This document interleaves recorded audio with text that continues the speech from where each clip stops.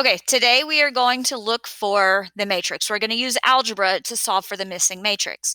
The way that you're going to do this, it sounds like a lot, but it's not. You just have to follow along, right?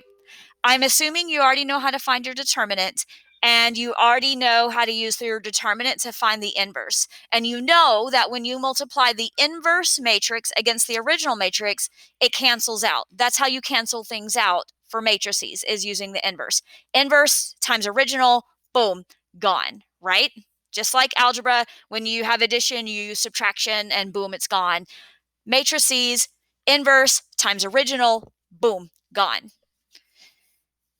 We are going to call this matrix A, and we're going to call this matrix C, and we're looking for matrix F. We want to know, what does F equal?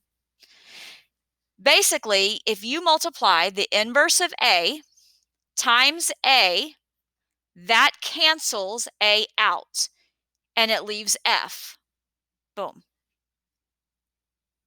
Remember, what you do to one side of the equation, you have to do to the other. So you have to multiply the inverse of A against C, and that's how we're going to get F. I'm assuming you know how to get the determinant. If not, go watch a video.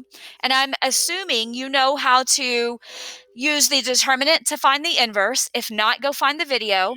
And I'm assuming you know how to multiply the matrices together. If not, go find the video. Let's just plug everything in.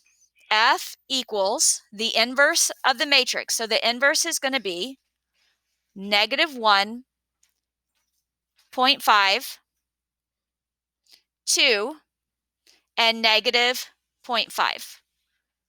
And I'm going to multiply that against C, which is 4 and 8 and negative 10 and negative 2. When I multiply that against each other, what it gives me is my new matrix. It gives me F. I'm going to pause the video and do my multiplication so I don't run out of space on the video. It can only be a certain length.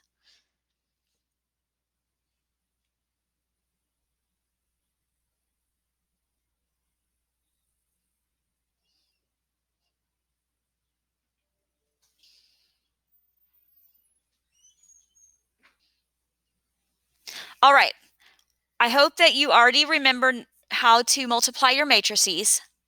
I did it off camera because it takes a minute and I don't want to waste the video space.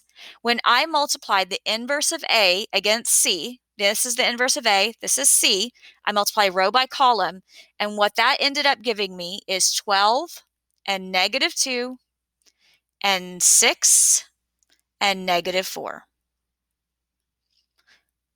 So that is F. That's the answer that we're looking for. 12 times negative 2 times 6 times negative 4. If you want to check your work, multiply the original matrix by F. Here's F, right?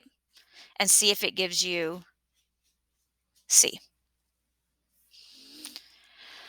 All right. Good luck.